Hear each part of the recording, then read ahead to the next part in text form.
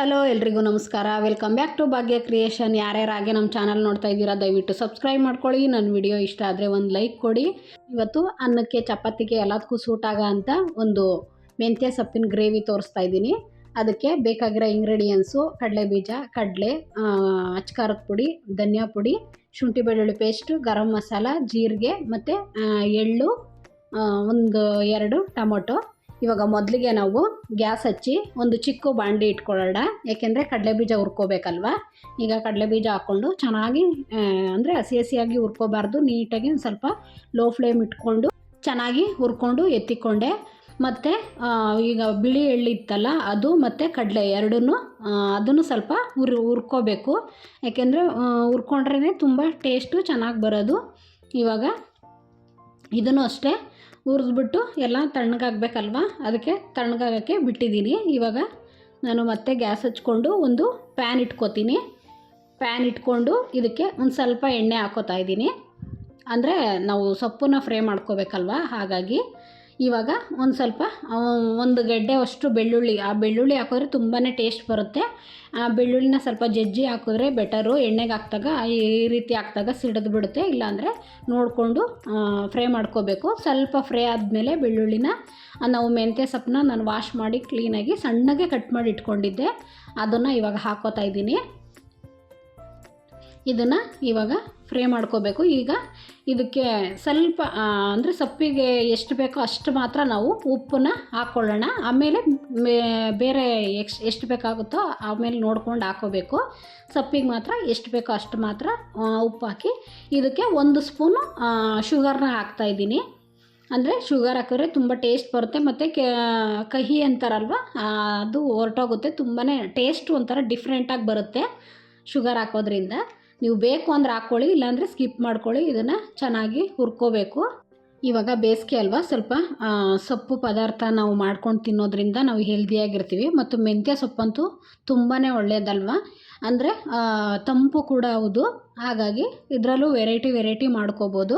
ಇವಾಗ ನೋಡಿ, ಇದು ಸ್ವಲ್ಪ ನೀರಿನಂಶ ಎಲ್ಲ ಹೋಗಬೇಕು. ಹಾಗಾಗಿ ಗ್ಯಾಸನ್ನು ಕಡಿಮೆ ಮಾಡಿ ಅದನ್ನು ಹಾಗೇ ಬೇಯೋದಕ್ಕೆ ಬಿಟ್ಟಿದ್ದೀನಿ. ಇವಾಗ ಒಂದು ಜಾರ್ ತೊಗೊಂಡು ನಾನು ಕಡಲೆ ಬೀಜ ಒತ್ತಿದ್ನಲ್ಲ ಅದೆಲ್ಲ ತಣ್ಣಗಾಗಿತ್ತು, ಸಿಪ್ಪೆ ಎಲ್ಲ ತೆಗೆದು ನಾನು ಹಾಕ್ಕೋತಾ ಇದ್ದೀನಿ. ಅಂದರೆ ಒಂದು 3 ಟೇಬಲ್ ಸ್ಪೂನಷ್ಟು ನಾನು ಕಡಲೆ ಬೀಜ ಹಾಕ್ಕೊಂಡಿದ್ದೀನಿ, 2 ಟೇಬಲ್ ಸ್ಪೂನಷ್ಟು ಎಳ್ಳು ಹಾಕ್ಕೊಂಡಿದ್ದೀನಿ. ಮತ್ತು ಕಡಲೆನೂ ಅಷ್ಟೇ 1 ಸ್ಪೂನ್ ಹಾಕ್ಕೊಂಡ್ರೂ ಸಾಕು, ಇಲ್ಲಾಂದರೆ ನಿಮಗೆ ಬೇಕು ಅಂದರೆ 2 ಸ್ಪೂನ್ ಬೇಕಾದ್ರೂ ಹಾಕೋಬೋದು. ಈಗ ಅಷ್ಟನ್ನು ಮಾತ್ರ ನಾನು ನುಣ್ಣಗೆ ಪೇಸ್ಟ್ ಮಾಡ್ಕೋಬೇಕು. ತುಂಬ ತರ್ತರಿಯಾಗಿ ಮಾಡ್ಕೋಬಾರ್ದು, ನುಣ್ಣಗೆ ಪೇಸ್ಟ್ ಮಾಡ್ಕೋಬೇಕು. ಇವಾಗ ಸೊಪ್ಪು ಚೆನ್ನಾಗಿ ನೀರೆಲ್ಲ ಹೊರಟೋಗಿ ಚೆನ್ನಾಗಿ ಫ್ರೈ ಆಗಿದೆ.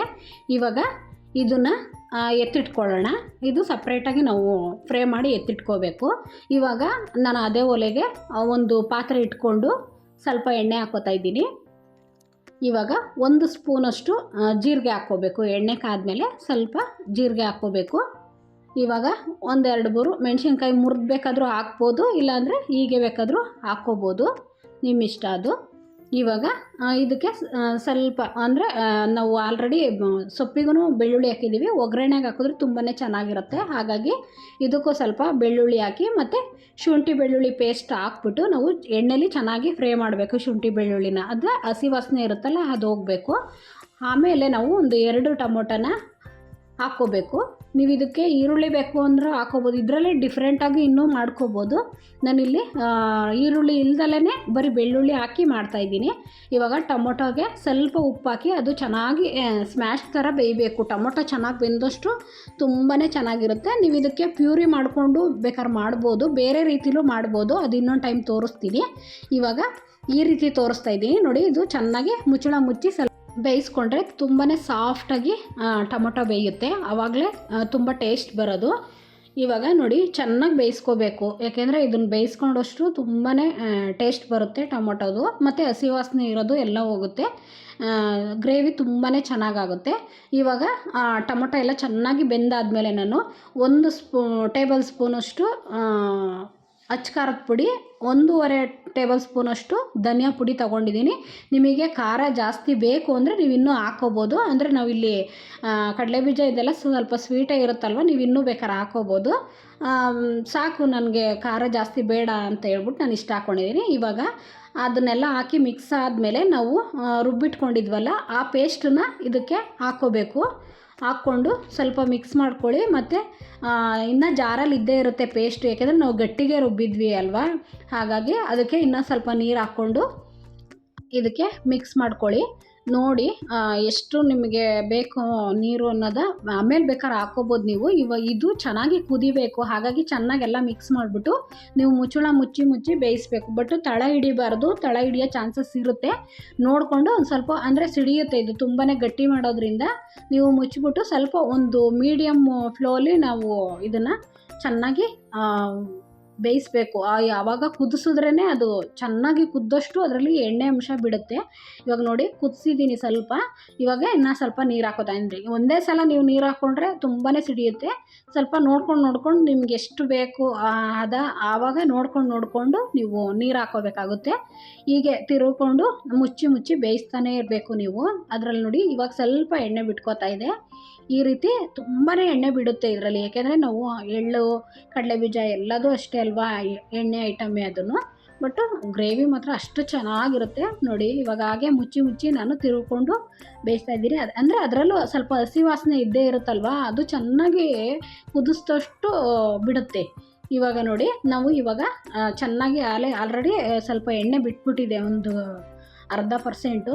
ಇವಾಗ ನಾವು ಸೊಪ್ಪು ಮತ್ತು ಬೆಳ್ಳುಳ್ಳಿ ಎಲ್ಲ ಫ್ರೈ ಮಾಡಿ ಇಟ್ಟಿದ್ವಲ್ಲ ಅದನ್ನೇ ಇವಾಗ ಹಾಕ್ಕೋಬೇಕಾಗುತ್ತೆ. ತುಂಬಾ ಚೆನ್ನಾಗಿರುತ್ತೆ.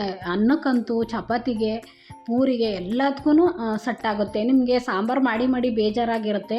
ಕೆಲವು ಟೈಮ್ ಸೊಪ್ಪಿದ್ದಾಗ ಈ ರೀತಿ ಗೊಜ್ಜು ಥರ ನಮಗೆ ಬೇಕು, ಸಾಂಬಾರು ಇಷ್ಟ ಇಲ್ಲ ಅಂದ್ರೆ ಈ ರೀತಿ ಮಾಡ್ಕೋಬೋದು. ಅಂದರೆ ನಾನು ಸೊಪ್ಪಿಗೆ ಆಲ್ರೆಡಿ ಉಪ್ಪು ಎಷ್ಟು ಬೇಕೋ ಅಷ್ಟು ಹಾಕಿದ್ನಲ್ವ. ಇವಾಗ ಗ್ರೇವಿಗೆ ಎಷ್ಟು ಬೇಕು, ಎಷ್ಟು ಮಾಡ್ತಾಯಿದ್ದೀವಿ ಅಂತ ನೋಡಿಕೊಂಡು ರುಚಿಗೆ ತಕ್ಕಷ್ಟು ಉಪ್ಪನ್ನು ಹಾಕ್ಕೋಬೇಕಾಗುತ್ತೆ. ನೋಡ್ಕೊಂಡು ಹಾಕ್ಕೊಳ್ಳಿ, ಏಕೆಂದರೆ ಸ್ವಲ್ಪ ಟೇಸ್ಟ್ ನೋಡಿ ಬೇಕಾದರೆ ಹಾಕ್ಕೋಬೋದು, ಸ್ವಲ್ಪ ಕಡಿಮೆನೇ ಇದ್ರೂ. ಜಾಸ್ತಿ ಆದರೆ ಚೆನ್ನಾಗಿರಲ್ಲ. ಇವಾಗ ನೋಡಿ ಸೊಪ್ಪು ಮತ್ತು ಗ್ರೇವಿ ಎರಡು ಚೆನ್ನಾಗಿ ಮಿಕ್ಸ್ ಆಗಂಗೆ ಮಿಕ್ಸ್ ಮಾಡ್ಕೋತಾ ಇರಬೇಕು. ಬಟ್ ನಿಮಗೆ ಗಟ್ಟಿ ಬೇಡ ಅಂತಂದರೆ ನೀವು ಇನ್ನೂ ಸ್ವಲ್ಪ ನೀರು ಹಾಕ್ಕೋಬೋದು. ಇದು ಸ್ವಲ್ಪ ಗಟ್ಟಿನೇ ಬರುತ್ತೆ ಗ್ರೇವಿ, ಅಂದರೆ ಮಾಡಿಟ್ರೂ ಗಟ್ಟಿನೇ ಆಗುತ್ತೆ, ಯಾಕೆಂದರೆ ನಾವು ಹಾಕಿರೋ ಇಂಗ್ರೀಡಿಯೆಂಟ್ಸೇ ಹಂಗಿದೆಯಲ್ಲ. ಹಾಗಾಗಿ ಈಗ ಎಲ್ಲ ಮಿಕ್ಸ್ ಮಾಡಿಬಿಟ್ಟು ನಾವು ಇವಾಗ ಗರಂ ಮಸಾಲ ಹಾಕ್ಕೊಳ್ಳೋಣ. ಇದು ತುಂಬಾ ಚೆನ್ನಾಗಿರುತ್ತೆ. ಫಸ್ಟೇ ಹಾಕ್ಬಿಟ್ರೆ ಅದ್ರ ಫ್ಲೇವರ್ ಹೊರಟೋಗ್ಬಿಡುತ್ತೆ. ಅದಕ್ಕೆ ನಾನು ಎಲ್ಲ ಸೊಪ್ಪು ಎಲ್ಲ ಹಾಕಾದ್ಮೇಲೆ ನಾನು ಮಿಕ್ಸ್ ಮಾಡ್ತಾಯಿದ್ದೀನಿ. ಇವಾಗ ನಾವು ಇದನ್ನು ಮುಚ್ಚಿ ಚೆನ್ನಾಗಿ ಕುದಿಸ್ಬೇಕು, ಯಾಕೆಂದರೆ ನಾವು ಗರಂ ಮಸಾಲ ಎಲ್ಲ ಹಾಕಿದ್ದೀವಲ್ಲ. ಇವಾಗ ಚೆನ್ನಾಗಿ ಎಣ್ಣೆ ಬಿಡಬೇಕು, ಅಲ್ಲಿವರೆಗೂ ನಾವು ಕುದಿಸ್ಕೊತಾನೇ ಇರಬೇಕು. ಅಂದರೆ ನಾವು ಸ್ವಲ್ಪ ಮಿಕ್ಸಿಂಗ್ ಮಾಡಿಕೊಂಡೇ ನಾವು ಕುದಿಸ್ಕೋಬೇಕು, ಯಾಕೆಂದರೆ ನಾವು ಸೊಪ್ಪಲ್ಲಿ ಎಣ್ಣೆ ಇದೆ ಮತ್ತು ನಾವು ಗ್ರೇವಿ ಮಾಡಬೇಕು ಅಂತ ರುಬ್ಬಿರೋ ಅಂಥ ಪೇಸ್ಟಲ್ಲೂ ಎಣ್ಣೆ ಅಂಶ ಇದ್ದೇ ಇರುತ್ತೆ. ಅದು ಚೆನ್ನಾಗಿ ಕುದ್ದು ಎಣ್ಣೆ ಬಿಟ್ಟಷ್ಟು ನಮಗೆ ಟೇಸ್ಟು ಅಷ್ಟು ಚೆನ್ನಾಗಿ ಬರುತ್ತೆ, ಮತ್ತು ಹಸಿ ವಾಸನೆ ಇರೋದು ಹೋಗುತ್ತೆ. ಅನ್ನಕ್ಕಂತೂ ಸಖತ್ತು ಚೆನ್ನಾಗಿರುತ್ತೆ, ಸುಳ್ಳ್ಯಾಕೆ ಹೇಳಬೇಕು. ನಾನು ಮಾಡಿದ್ದೆ, ಮತ್ತು ಚಪಾತಿನೂ ಅಷ್ಟೇ, ಪಾಲಕ್ ಚಪಾತಿ ಮಾಡಿದ್ದೆ, ತುಂಬಾ ಟೇಸ್ಟಿಯಾಗಿತ್ತು. ಅದ್ರ ಜೊತೆಗೆ ಕಾಂಬಿನೇಷನ್ನು ನಿಮಗೆ ಆ ರೀತಿ ಬೇಕಾದ್ರೂ ಮಾಡ್ಕೋಬೋದು, ಇಲ್ಲ ರೈಸಿಗೆ ಬೇಕಾದ್ರೂ ಮಾಡ್ಕೋಬೋದು. ನೋಡಿ ಎಷ್ಟು ಚೆನ್ನಾಗಿ ಎಲ್ಲ ಕುದ್ದು ರೆಡಿಯಾಗಿದೆ, ಎಣ್ಣೆ ಎಲ್ಲ ಚೆನ್ನಾಗಿ ಬಿಟ್ಕೊಂಡು ಈಗ ಪರ್ಫೆಕ್ಟಾಗಿ ಬಂದಿದೆ. ನಾವು ಮೆಂತ್ಯ ಸೊಪ್ಪಲ್ಲಿ ಬೇರೆ ಥರ ಎಲ್ಲ ಮಾಡೋ ಬದಲು ಈ ರೀತಿಯೂ ಒಂಥರ ಅಂದರೆ ಸಾಂಬಾರಿಲ್ಲ ಗೊಜ್ಜು ಇಷ್ಟಪಡೋರಂಥವ್ರು ಈ ರೀತಿ ಮಾಡ್ಕೋಬೋದು. ಟೇಸ್ಟು ಅಷ್ಟೇ ತುಂಬಾ ಚೆನ್ನಾಗಿದೆ. ಬಾಕ್ಸ್ಗೆಲ್ಲ ಹೊರಗಡೆ ಇವಾಗ ಬೇಸಿಗೆಗಾಲ ಅಲ್ವಾ, ಈ ರೀತಿ ಮಾಡಿದ್ರೆ ಹಾಳಾಗಲ್ಲ, 1-2 ದಿನ ಇಟ್ಕೊಳ್ಳಬಹುದು. ಹೀಗೆ ನಮ್ಮ ಚಾನಲ್ನ ನೋಡ್ತಾ ಇರಿ, ಸಪೋರ್ಟ್ ಮಾಡಿ, ಸಬ್ಸ್ಕ್ರೈಬ್ ಮಾಡ್ಕೊಳ್ಳಿ, ಶೇರ್ ಮಾಡಿ, ಕಮೆಂಟ್ ಮಾಡಿ. Thank you for watching.